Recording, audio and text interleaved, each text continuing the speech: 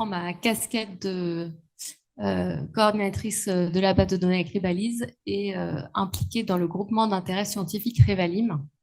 Donc Revalim, c'est un collectif de euh, recherche et développement qui vise à travailler sur l'amélioration des méthodes et des données d'évaluation environnementale des produits agricoles et alimentaires. Donc derrière Revalim, en fait, les membres fondateurs sont l'ADEME, l'INRAE et les instituts techniques agricoles agroalimentaires. Donc les têtes de réseau ACTA et ACTIA qui embarquent avec elles euh, beaucoup des instituts techniques agricoles et agroalimentaires en France. On a aussi l'OFB, l'Office français de la biodiversité, et l'ANSES qui nous ont rejoints, ce qui nous permet de faire plus de liens avec les enjeux nutrition et biodiversité. La force de ce réseau, c'est d'allier des compétences scientifiques et la prise en compte de la réalité des entreprises avec l'apport des instituts techniques et d'avoir une vision partagée des priorités pour notamment améliorer la base de données Agribalis. Donc le partenariat, c'est un partenariat de longue date qui s'est structuré sous la forme de ce groupement d'intérêt scientifique en 2021, mais qui fait suite à des travaux depuis 2009 sur la base de données Agribalise, dont la première version a été publiée en 2013. En 2013, donc la première version était une version de la base de données qui visait à montrer les impacts environnementaux jusqu'à la sortie de la ferme.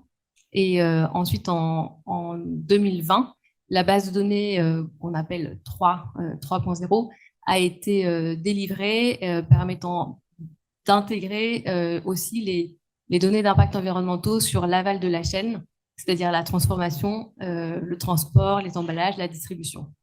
Grâce notamment à tout le travail qui a été fait dans le cadre d'Acivia, que Pierrick a cité précédemment, qui a travaillé sur le sujet de la transformation agroalimentaire. Aujourd'hui, donc, la base de données Agribalise, elle comporte 2500 produits qui sont en fait les références SQL. On prend la même structuration que la base de données nutritionnelle SQL. C'est une base de données publique, transparente, avec, comme l'a dit Pierrick tout à l'heure, toute une documentation riche, accessible à tous. Alors, c'est pas forcément facile toujours de se retrouver dans les différents rapports méthodaux, mais toutes les infos qui ont permis la construction des données et donc toutes les hypothèses méthodologiques sont transparentes. Et l'objectif du GIS Revalim, c'est de poursuivre cette dynamique de production de données, de manière à améliorer à la fois les méthodes derrière les données et aussi les données d'inventaire. On se base donc, comme je l'ai présenté tout à l'heure, sur les 16 indicateurs du PEF, calculés de manière le plus alignée possible avec le programme du PEF. On a un peu deux versions de cette base de données, une version qu'on appelle format expert. Donc en fait là, c'est toutes les données, tous les inventaires de cycle de vie, les données, ce qu'on appelle les données d'inventaire, qui sont dans les logiciels d'analyse de cycle de vie qui délivrent nos données. Donc, il y a 3 logiciels. Donc, pour avoir accès à ces données-là, il faut être un peu formé à l'utilisation de ces logiciels. Donc, on délivre aussi des tableurs Excel qui sont en fait les résultats d'impact environnementaux sur les 16 indicateurs pour les 2500 produits et pour aussi les productions agricoles, donc sous format Excel. On a aussi le site internet Agribalise avec une application qui permet de voir de manière un peu plus visuelle les impacts par produit, par étape et par ingrédient. C'est des données qui sont construites depuis le départ du programme, à la fois pour améliorer les pratiques agricoles, alimentaires et donc être un appui aux dynamiques d'éco-conception et pour abonder les dispositifs d'information du consommateur. Alors, si je zoome sur la version 3 d'Agribalise, c'est-à-dire celle qui intègre depuis 2020 l'ensemble de la chaîne de valeur jusqu'à l'assiette du consommateur. Donc, la première version de cette base-là a été publiée en 2020. Depuis, on a eu une version 3.1 en 2022, puis une 3.1, petite modification qui a été faite en cours de route, et on a une version 3.2 à venir cet été. Le rythme de mise à jour est à peu près tous les 18 mois. Et les mises à jour concernent à la fois la montée en version des données d'arrière-plan. Ce qu'on appelle les données d'arrière-plan, c'est toutes les données qu'on ne produit pas nous, qui ne concernent pas l'activité agricole en tant que telle, mais des données dont on a besoin pour construire nos propres données. Par exemple, les impacts des mix énergétiques français, etc. Donc, on s'alimente d'autres bases de données internationales qui sont transversales. Et donc, on accompagne nos mises à jour de la montée en version de ces bases de données d'arrière-plan. Et on améliore aussi la caractérisation des impacts en prenant en compte les avancées scientifiques en termes de méthodes d'évaluation des impacts. Donc, entre la 3.0 et la 3.1, on a eu des mises à jour méthodologiques assez importantes, notamment sur le sujet du stockage des stockages carbone dans les sols.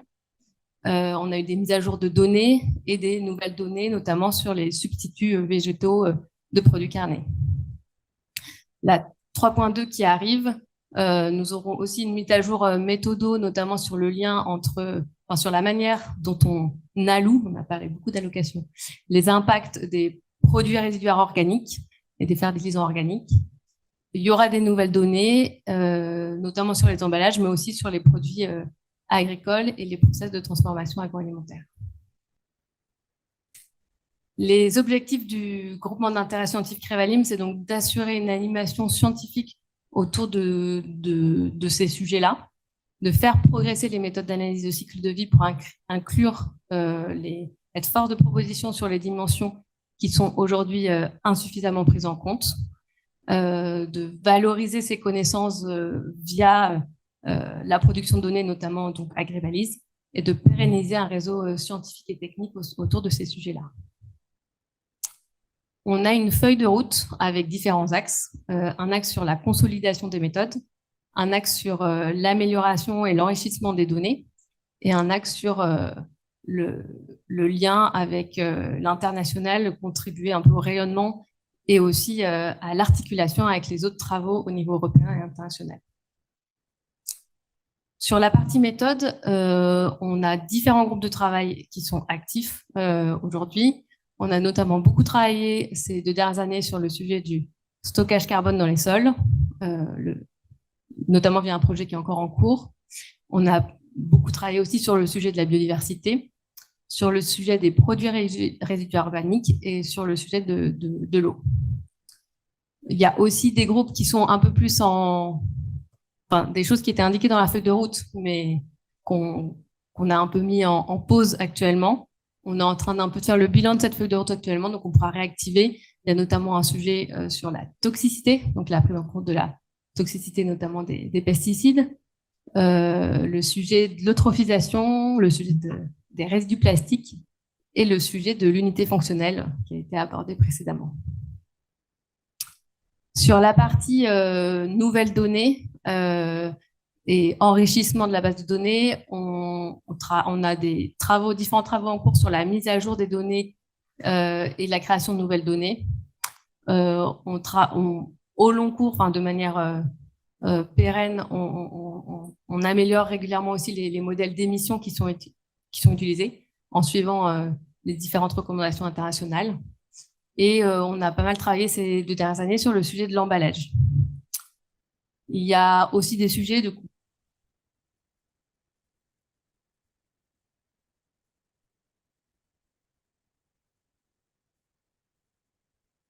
Et tous les process liés à la distribution et les process industriels.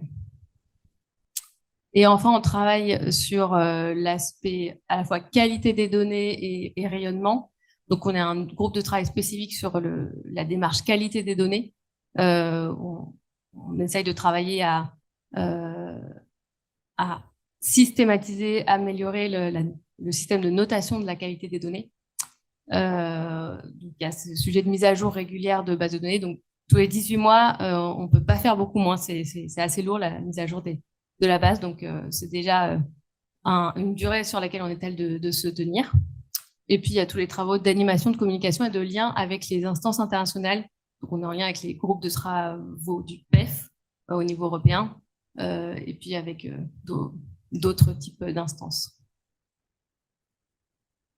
Donc, juste petit focus sur les nouvelles données. Actuellement, on a un projet en cours, un gros projet qui associe pas mal d'instituts techniques et l'INRAE, qui s'appelle le projet INCIVI, qui vise à retravailler, remettre à jour un certain nombre de données qu'on a aujourd'hui dans l'agribalise, mais qui commencent à dater en fait, puisque les premiers inventaires agricoles datent du coup entre 2009 et 2013, qui avaient été construits sur la base pour certains de données qui datent de 2005. Donc là, l'idée, c'est de mettre à jour au maximum l'ensemble des inventaires agricoles et aussi de mettre à jour les process agroalimentaires qui avaient été travaillés dans Acivia. Donc, on a 400 nouvelles données ou mises à jour de données qui sont attendues d'ici 2025. On aura une partie de ces données-là qui seront intégrées dans la base de données 3.2, mais la majorité vont arriver pour la base de données, la version ultérieure, la version 3.3. On a eu aussi un gros projet qui s'appelait le projet PAC, qui a été piloté par le CTCPA, qui arrive en fin de parcours là, qui avait vocation à modéliser de manière beaucoup plus précise les emballages contenus dans Agribalise. Donc ce projet-là a couvert à peu près 50% des produits de la base de données Agribalise et on est en train de travailler sur la manière dont on peut couvrir les 50% de produits restants pour lesquels c'est un peu plus difficile de travailler avec les partenaires du GIS Revalim puisqu'ils ne sont pas ce ne sont pas des produits qui sont gérés en fait par les instituts techniques qui sont membres du GIS Revalim. Par exemple, tous les jus, enfin un certain nombre de boissons. Donc voilà, aujourd'hui, on cherche des manières de les gérer un peu différemment, notamment par des données qui sont collectées notamment par Open Food Fact sur les emballages. L'idée étant d'avoir quand même une méthode uniforme sur l'ensemble des produits de la base de données. Un petit focus sur le groupe de travail biodiversité. On rappelle souvent que la base de travail du GIS Revalim sur le sujet de biodiversité, c'est de repartir des 5 drivers d'effondrement de la biodiversité qui sont cités par l'IPBES. Donc l'usage des terres, la surexploitation des ressources, le changement climatique, la pollution des milieux et les espèces invasives. Ce qu'on considère dans ce groupe de travail, c'est qu'aujourd'hui, il y a un certain nombre de sujets qui sont déjà bien pris en compte dans le cadre ACV. Donc, le changement climatique est bien pris en compte. Le sujet surexploitation des ressources n'est pas bien pris en compte aujourd'hui, mais c'est un sujet à part entière pour les produits de la mer, mais pas vraiment pour les produits agricoles. Donc, on les a un peu mis de côté jusqu'à présent, mais il y a des travaux en cours parallèles côté INRAE sur ce sujet-là. Le sujet pollution du milieu, il est traité via différents indicateurs, des indicateurs d'écotoxicité aquatique, d'eutrophisation et d'acidification. Et il y a aussi des indicateurs qui sont en cours de développement sur l'écotoxicité terrestre ou l'écotoxicité des pollinisateurs. Et le sujet des particules fines aussi qui est pris en compte. Et enfin, le sujet le driver espèces invasives qui est un peu moins impactant. En tout cas, on l'a un peu mis de côté jusqu'à présent dans le cadre du GT Biodiversité. Le sujet sur lequel on s'est beaucoup concentré ces 2 dernières années, c'est le sujet de l'usage des terres. Donc, l'impact de l'usage des terres, à la fois le type d'occupation des terres et le type de gestion sur la biodiversité locale. Donc, on a beaucoup travaillé ce sujet-là, testé différentes méthodes. Aujourd'hui, les travaux continuent. On a rendu un rapport récemment, mais sur lequel on a considéré qu'on n'était pas encore assez mûr pour proposer un nouvel indicateur biodiversité locale dans Agribalise. On est aussi en lien avec les instances internationales qui travaillent ce sujet-là. Et voilà, on a pour objectif d'ici 2 ans, donc la version plutôt 3.3 d'Agribalise, de proposer un nouvel indicateur qui pourrait révéler un peu plus l'impact de l'usage des terres sur la biodiversité locale. un petit focus sur le groupe de travail carbone. Donc, le stock de carbone dans les sols dépend du mode d'occupation des sols et du mode de gestion et d'autres facteurs pédoclimatiques. Et il évolue au cours du temps. Donc, l'objectif dans Agribalis, c'est de améliorer la prise en compte de cette évolution du stock de carbone organique dans les sols et aussi dans la biomasse, sous l'influence des changements d'usage et de pratique.